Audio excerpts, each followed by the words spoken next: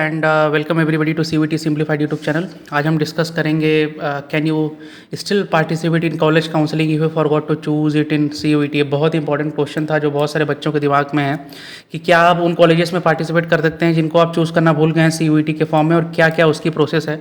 तो ये एक इंपॉर्टेंट वीडियो होने वाला है उन सभी बच्चों के लिए जो भूल गए हैं कोई भी कॉलेज लेना अपने सीयूईटी के फॉर्म में।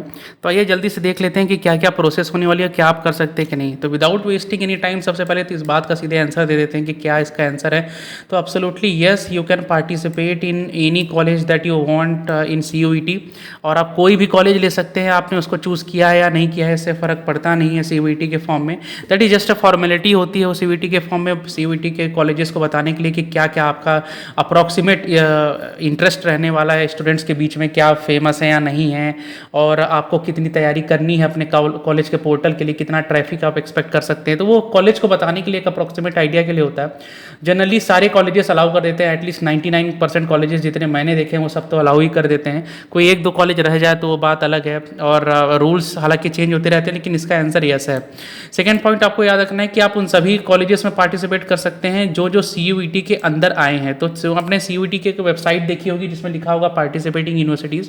तो वो सारी यूनिवर्सिटी जो पीयू हैं, जो कि जिनको पार्टिसिपेटिंग यूनिवर्सिटीज़ भी कहते हैं, तो अगर वो पार्टिसिपेटिंग यूनिवर्सिटीज़ के अंडर में हैं और सीयूईटी की वेबसाइट में हैं तो आप डेफिनेटली पार्टिसिपेट कर सकते हैं। हालांकि जो नई यूनिवर्सिटीज़ हैं, कुछ प्राइवेट यूनिवर्सिटीज़ हैं वो अलाउ नहीं करती हैं, लेकिन जनरली सारी यूनिवर्सिटीज़ कर देती हैं।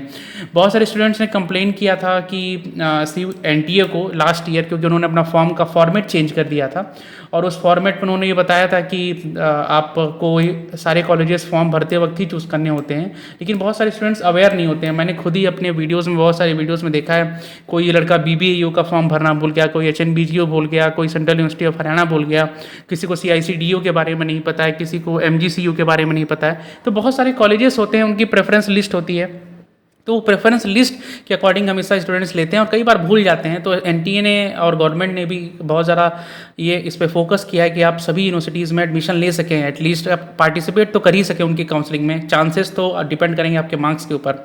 तो आपको नेक्स्ट स्लाइड में आपको पता चल जाएगा, बेसिकली आपको एक एग्जाम्पल भी दे देंगे कि क्या प्रोसेस होता है इसका पूरा।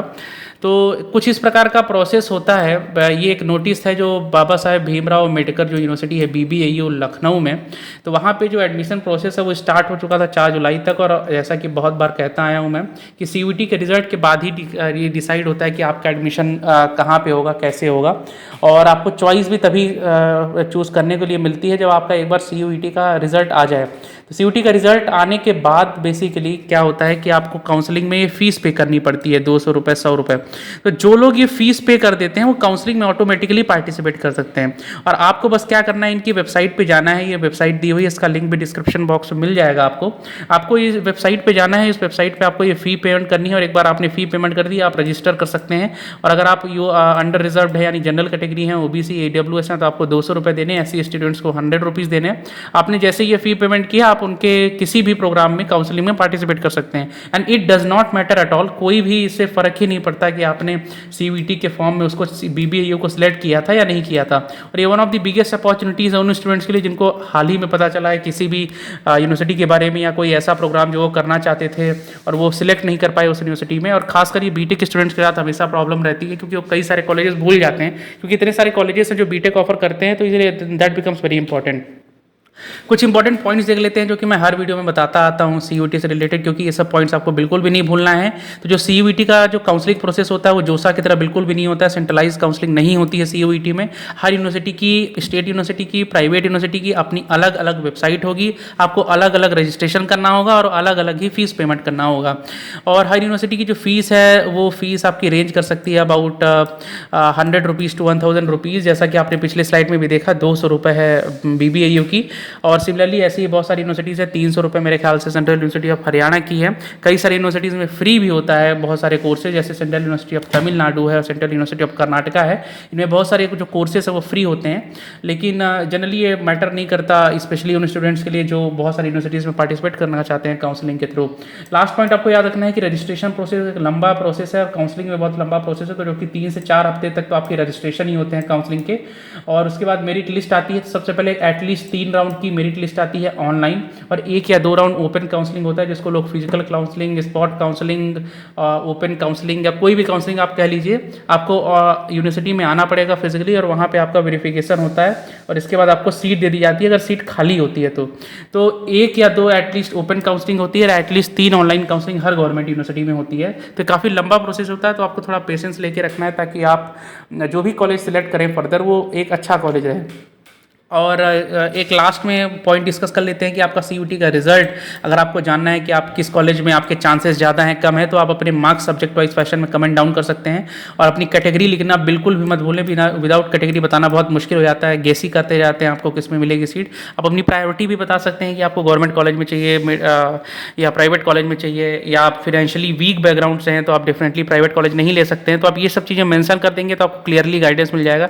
सब कुछ फ्री ऑफ कॉस्ट है, तो आपको ज़्यादा डरने की जरूरत नहीं है, और ज़्यादा आपको चिंता करने की जरूरत नहीं है, क्योंकि बहुत सारी सीट्स हैं CUT में, जैसा कि बताते आ रहे हैं। तो आप ये तो बिल्कुल भी चिंता मत करिए, आपको सीट ही नहीं मिलेगी।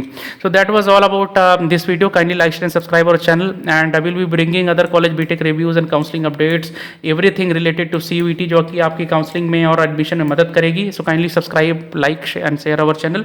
I wish you all the best and I hope you have a very nice day. Thank you.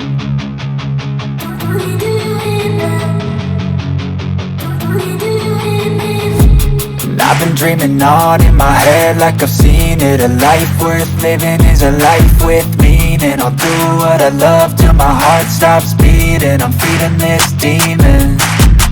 Got a taste, can't erase bitterness in my face. Work a job every day till your dreams fade away.